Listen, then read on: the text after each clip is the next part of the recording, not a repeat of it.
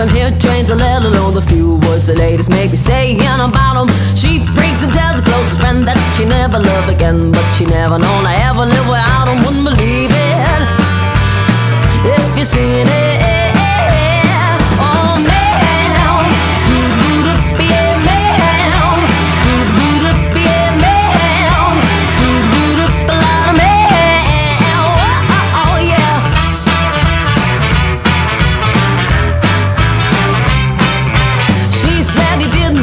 So she threw a diamond ring out the window of a black cab in Camden. He couldn't take her, but she did, so he threw a hissy fit and he took it out, and anyone around him wouldn't believe